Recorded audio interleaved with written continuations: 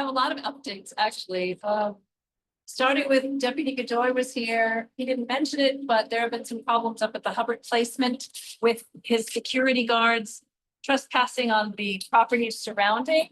And I urged the neighbors to file reports. So he was kind enough to go out there Monday and take a report. Not tomorrow, but next Thursday, the 26th, is going to be the next quarterly progress report for Hubbard, just the first one in front of this judge, as to how he's doing. And they also Liberty tried to tell the deputies that they were hearing volleys of automatic gunfire at night and that sort of thing, which the neighbors are saying is just not happening. But anyway,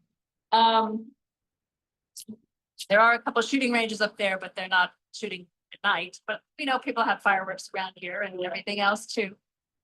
In my opinion, this goes to drawing sympathy from the judge for Hubbard. So he'll be saying, poor Hubbard's being oppressed again.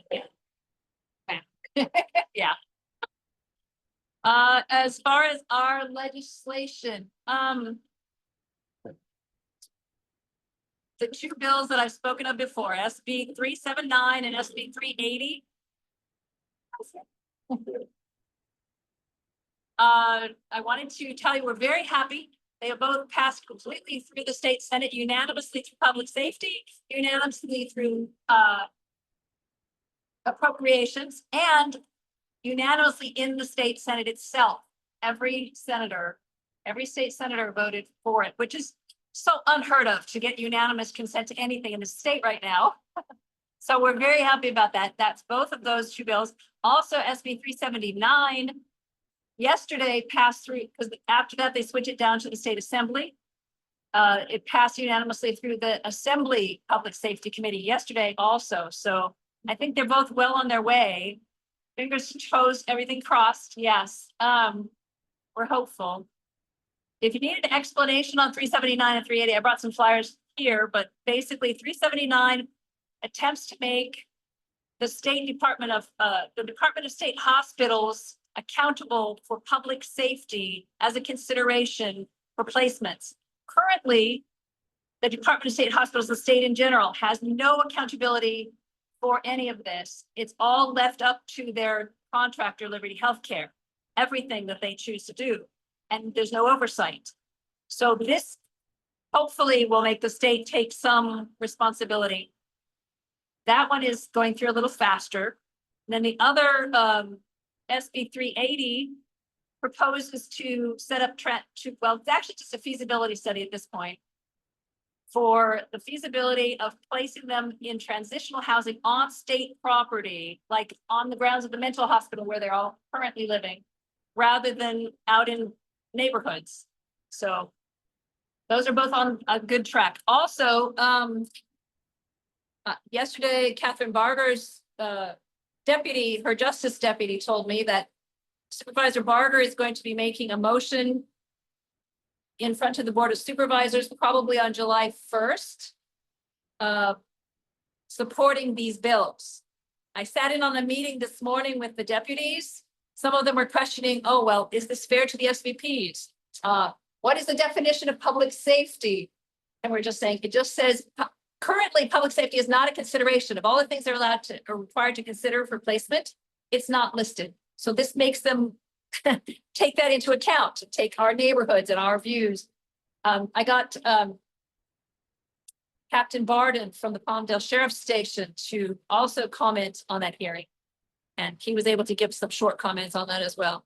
So at this point, we're just going to cross our fingers and hopefully that will become a resolution for the Board of Supervisors also. Knowing how big the Board of Supervisors is, that would be a really good thing for our area to have more visibility.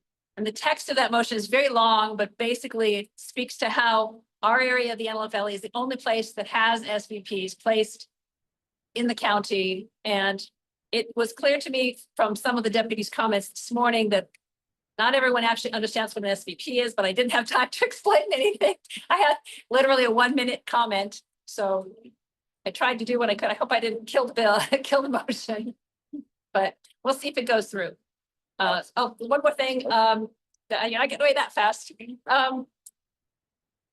The state Joint Legislative Audit Committee did an audit on the entire SVP program, and from the Department of State hospitals all the way down through to their placements. The results from that came out last October. And pretty damaging, I would say, to them, to Liberty Healthcare.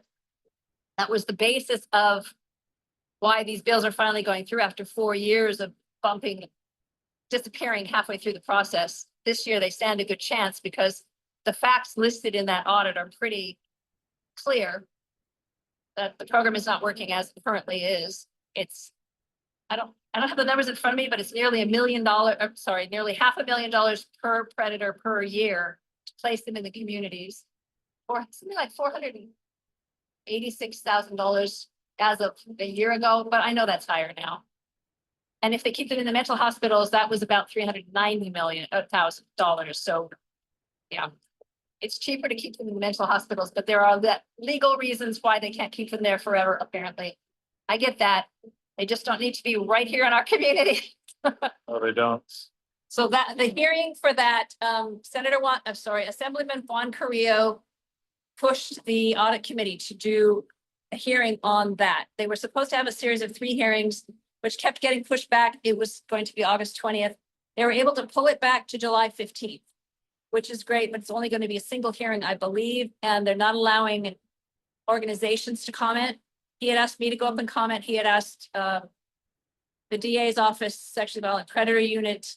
They were going to send someone from the state District Attorneys Association to comment. So they may not be able to. I think currently it's just going to be the Department of State Hospitals and the auditor that are going to actually speak. But it's a good thing. I can do the 1 or 2 minute public comment at the end of the hearing, but that's a long way to go to Sacramento again just for that. So I'll have to think about that a little bit. Did I forget anything this time? Okay, good. You are awesome. Thank you very much for everything you're doing. No, you're welcome. You're doing a lot to keep our house. She's doing a lot for us. Anybody's even there, no questions? No, there's no questions. We got 6 people here. They're probably still used to us being online. With how hot it is today, it probably would have been better. I'd rather stay at home. Well, we'll have a perfect, nice August meeting. Okay. I will go ahead and move on to our next update. I'm gonna go ahead and just Pear Blossom Highway 138. So we have a new person in charge. Her name is Karen, and I forgot her assistant that will be helping. But they're gonna be coming out personally to do an inspection of the highways, so they are fully caught up with where we're at with everything. They didn't want a lot of time to go by. So I had a meeting with them and the 138 Safe Roads Initiative team. So I'm expecting them to be coming out anytime soon. I know they wanted to do a Thursday or a Friday so they could see the traffic flow. Friday. See some of the things. Friday's the best day. So see some of the things that Friday and Sunday. are Friday is like 3, anytime after 3. anytime after 3 on Friday. It's getting bad. I agree. So, as I have a feeling that we're making good direction, the fact that we have a leadership change and they've already reached out to us shortly afterwards. To me, they're not losing focus. They want to keep on top of the issues. So one of the things that I want to push for us is where are we really at with our light? Because we've been told 3 different stories so times, and the last time that I saw Caltrans schedule at the NCTC meeting, our light wasn't on there, which to me it should have been. Maybe it was just early, maybe whatever, but I don't know. I didn't see it, so I really want to know what's up, the true deal with our light. And why it's been either changed again or, what the new deal is. Um, You know what's scaring me? How many cars are using that center Yep, turn lane for a lane? yep. Yes, I'm waiting for a good hit on. I mean, Well, I we've sit had in the 'em. bar. We've had them. it's getting really bad. So, And then another alternative that we gotta think about is locals. So 106 is a pretty dangerous intersection. And what they're thinking is forcing either a big roundabout, some sort of unique light, or a forced right-hand turn lane. So as you come up on the highway, you're gonna be forced to turn right, and then you can make a U-turn at the next signal. people aren't gonna listen. to So that. I thought about that and how kind of odd it sounded and. But if it gives us the opportunity to put a light at 116 and a light at 96 because of a forced right at 106, that would give us two lights on the highway. But you wouldn't be able to cross the highway right there at 106. You can cross at 106 or 116.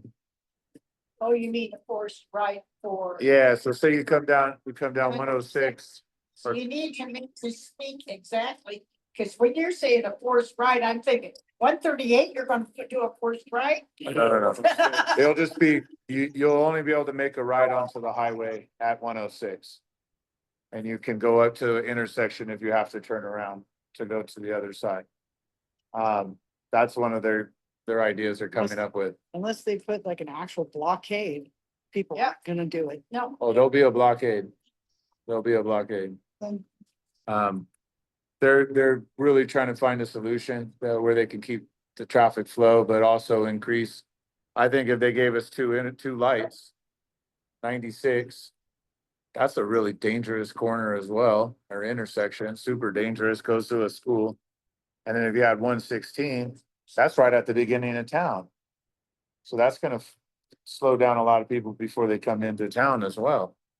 Especially when someone's trying to get across or even do the U-turn right there. So they're looking into those, but I really wanna find out what's up with our light on 126. So when I have that meeting, with Caltrans, I'll text you guys immediately Yeah, what's up with our lights, so we can share it at our next meeting. We already talked about, our Public Works. Last update. I actually have two, sorry, Jose can give us our ARTC update in a minute, if he has anything. So the duck races, it's a lot of work. A lot of work for the duck races.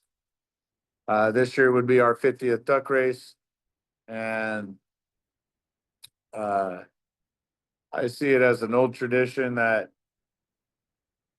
can fade out softly over the next few years, or we can go out with one big good 50th shabam and start a new tradition. We have a lot of new community members from here to Lake LA and a lot of us aren't connecting yet. We need a new way to connect.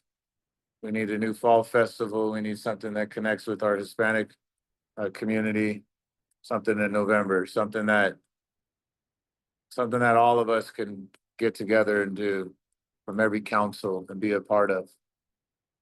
So I would like the council,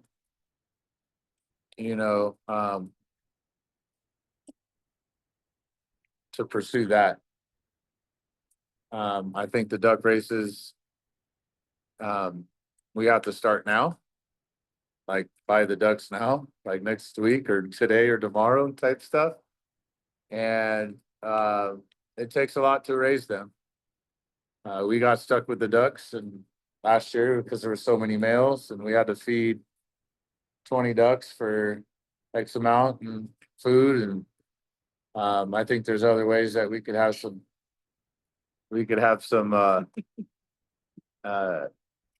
new fall fun within our town. I don't ever want to forget the duck races. I think we should have a all on full blown tribute, something get a big sculpture here, 50-foot tall duck, whatever, something silly. Can go out in the sculpture garden. But I would like to start going to the other councils, talking to them. And we really build up a good show, and it's announced by January of next year. Southeast Antelope Valley's Fall Festival is going down. Sorry, Palmdale, it's not gonna be going on with anything on yours or Lancaster. This is something where we're gonna have everything from mariachi bands to horse riders to maybe even some sort of silly duck thing, but whatever we have, I think it'll be a new tradition. I know Will from Little Rock, he was talking about possibly that if he's available, that we could bring a carnival here. Have a possible carnival on top of that. So if timing's right and everyone is involved, I think we're gonna have something that, is way beyond the duck races. And it's gonna take our greater community to make it happen. So that's where I'm at with the duck races. Are you guys all right with moving forward to a big fall festival with the other councils? If we can get the cooperation of the other counties. Yeah, that's, Yeah. Other community. I know he's excited. And I have a feeling that if we do it, it'll be more in November than October. So if there is a diehard group that wants to carry the duck races on because they don't want to see it go, we could provide an opportunity for that to happen and just keep it super hyper local, a little smaller. But I'm not raising them anymore. I'm done. I think I could help with a random event, but it's a lot of work. 40 ducks. And then we only race the ducks no more than 5 times each. And yes. And then once they hit their 5th race, they go into the chill pen and then they happy retirement wherever they go. We don't want them stressed out. That's why we've always had so many. We only get 4 at a time anyways. I'll be at the last round, see if anybody wants to take it for this year. I just think it's 15th anniversary. So. This 50 is this year, and then we would announce. Yes, we are gonna do this one. but if you can find somebody who would do the duck sport, he'd Yes. appreciate that. I was thinking about that. Right? They were already ready to something about chickens. We got 5 ducks right now. Sugar. Yeah, 40. Used to be, they had to bring their own ducks in the beginning. Yeah. 35 poultries. Hence why you raise safe dogs. Stored up. They would have where they had to dress them up and they'd have a parade and they get for things for that. Yeah. So there were a lot of things that used to be done. We could, I think we could have some fun this year. And if we do have a spark, it could be possible, but I think what we should really do is try to really bring in our greater community. I feel like every place that all the other towns have are all attached to the county and red tape. And no one can have like a true festival like we can.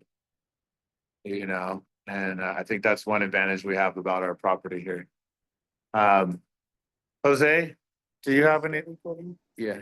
Jose, do you have anything that you want to say on about ARTC or anything? So I pretty much touched based on the last meeting. We're kind of ahead because I give you a heads up on what's going on. The only thing that comes out, and this is something that we should bring up at the August meeting, is that what community benefits from renewable energy projects, meaning we should have the discussion, and this is where we're asking the other town councils of if whether it's battery, solar, or something that the county allows to be placed in our neighborhood, those projects, what can they provide to the community, whether it's a portion of the taxes or some sort of facility or other benefits. So we can kind of bounce our ideas around so we can take back to them. We discussed the green hydrogen energy as a possibility. The county does not have a program for ordinance for them yet, but they're it's being considered as they revise the ordinance. All Okay. right.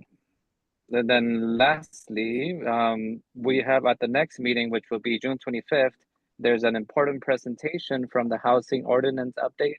And my guess is that they're going to make changes to allow for more housing development and to try to make I guess easier to develop affordable housing, quote unquote. We'll see what happens. And in addition, we're also going to have a presentation from the dark sky LA County ordinance. They have made some updates to the ordinance, and they'll present on what those changes are. So once they present, I'm sure they'll also go around the other town councils to share what the updates are. Thanks, guys. So that's it from me. Well, thank you, Jose. A little bit of that cut out, but we did have it recorded so we could post that report as well. And give All right. anything that we missed on our end. So thank you for everything, man. And I know you're doing that from your car. All right, last thing on our list. Right now. Oh. I'll remember that. Anyways, Just got a nice tip for our audio for next week or next show that we have in 2 months. 2 months. I would like to table our discussion. get feedback. I'd like to table our discussions for tonight, till our next meeting, possibly in our next agenda meeting, if we ever have one. Is kind of have to have the agenda meeting to have the meeting. Yeah. Yeah. So both of them, I mean, you've kind of already talked about the trees. Yeah, I think both of, We need to stick to task, dear. I creation of task force, city dumping in rural communities, and discussion topic, LA County Public Works tree program. We'd like to table those. The tree one, I'm gonna do some more research on it, so I could present that discussion a little better. But that's all I got. Do you guys have any questions? Comments, concerns? The date of the August meeting. August meeting would be, I don't have my, Hold on. Next meeting will be August 20th. August 20th. Eddie, you got anything? Questions, comments? Yeah, we go dark in July.